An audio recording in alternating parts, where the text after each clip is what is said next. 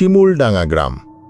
নামটা শিমুল হলেও গ্রামের শিমুল গাছের চেয়ে তেঁতুল গাছের সংখ্যাই বেশি। বিশেষ করে শ্মশানের পাশ দিয়ে যে রাস্তাটি চলে গেছে তার ঠিক মাঝখানে দাঁড়িয়ে আছে এক বিশাল শতবর্ষী তেঁতুল গাছ।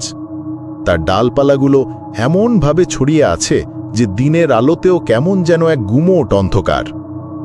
গ্রামের পুরনো মানুষের মুখে শোনা যায় এই গাছে এক ডাইনি থাকে। সে নাকি গ্রামের আদি বাসিন্দা, তার নাম কেউ জানে না। সে কেবল পূর্ণিমার রাতে তেঁতুল গাছ থেকে নেমে এসে গ্রামের ছোট ছেলে মেয়েদের ভুলিয়ে নিয়ে যায়, আর গভীর রাতে যারা একা এই পথ দিয়ে যায় তাদের সে গলায় ফাঁস লাগিয়ে মেরে ফেলে। গ্রামের যুবক রঞ্জন, যে কলকাতা থেকে উচ্চশিক্ষা নিয়ে গ্রামে ফিরেছে, এই সব গল্পকে কুসংস্কার বলে উড়িয়ে দেয়।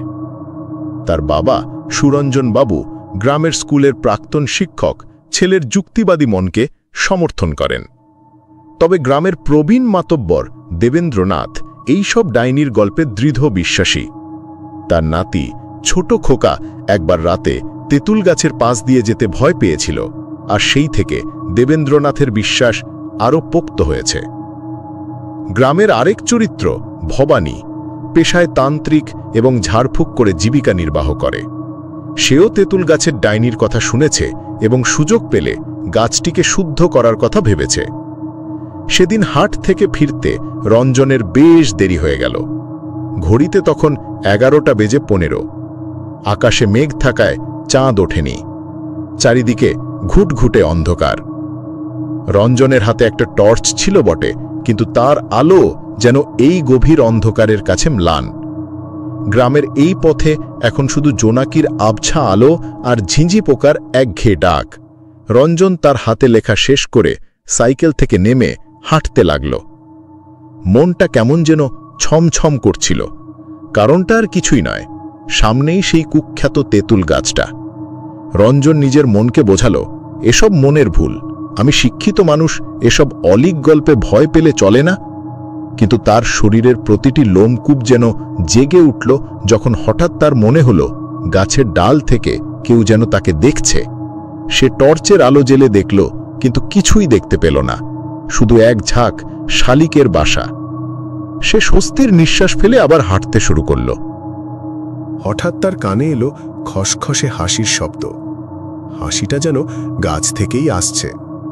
রঞ্জন থমকে গেল। সে আবার আলো ফেলল গাছের দিকে, কিন্তু এবারও কিছুই দেখতে পেল না। তার মনে হলো সে হয়তো অতিরিক্ত ক্লান্তির কারণে ভুল শুনছে। সে নিজের মনে সাহস জুগিয়ে দ্রুত পা চালাতে লাগল। ঠিক তখনই তার কাঁধে একটি শীতল হাতের স্পর্শ অনুভব করল। রঞ্জন ভয়ে পিছনে তাকালো, কিন্তু কেউ নেই। সে দ্রুত হাঁটতে লাগল, কিন্তু কাঁধের ওপর হাতের চাপটা বেড়েই চলল। এবার সে অনুভব করল সেই হাতটা তার গলা টিপে ধরছে। তার শ্বাস নিতে কষ্ট হচ্ছে। রঞ্জন প্রাণপণে চিৎকার করার চেষ্টা করল, কিন্তু কোনো শব্দ বের হল না। তার শরীর অবশ হয়ে আসছে। রঞ্জন অনুভব করল তার দেহ থেকে যেন প্রাণ শক্তি বেরিয়ে যাচ্ছে। তার শেষ চেতনা ছিল গাছের ডালের দিকে। সে দেখল একটি ছায়ামূর্তি তার দিকে তাকিয়ে অট্টহাসি হাসছে। তারপর সব অন্ধকার হয়ে গেল। পরদিন সকালে গ্রামের লোকজন রঞ্জনকে তেঁতুল গাছের গোড়ায় অজ্ঞান অবস্থায় দেখতে পেল। তার গলায় একটি গভীর দাগ ছিল, যেন কেউ তার গলা টিপে ধরেছিল। রঞ্জনের জ্ঞান ফিরলে সে কাঁপা গলায় শুধু বলল, ডাইনি, তেঁতুল গাছের ডাইনি আমাকে। কিন্তু কেউ তার কথা বিশ্বাস করল না। সবাই ভাবল রঞ্জন দুঃস্বপ্ন দেখেছে। দেবেন্দ্রনাথ বললেন, দেখিস তো, আমি তো আগেই বলেছিলাম। ভবানী মুচকি হেসে বলল, সময় হলে আমিও একবার যাব ওখানে। শুধু হরিপদ নামে এক বৃদ্ধ তার দিকে তাকিয়ে অদ্ভুতভাবে হাসলেন। তেঁতুল গাছটা কি আজও একা? এই কথা বলে তিনি চলে গেলেন। সুরঞ্জনবাবু ছেলের অবস্থা দেখে চিন্তিত হয়ে পড়লেন। রঞ্জনের জ্ঞান ফেরার পর সে অনেকদিন জ্বরে ভুগল। তার গলায় কোনো দাগ না থাকলেও মনের ভেতরকার ভয়টা যেন গভীর ছাপ ফেলে গেছে। সে আর কোনোদিন তেঁতুল গাছের পাশ দিয়ে যায়নি। গ্রামবাসীরাও আরও সতর্ক হয়ে গেল।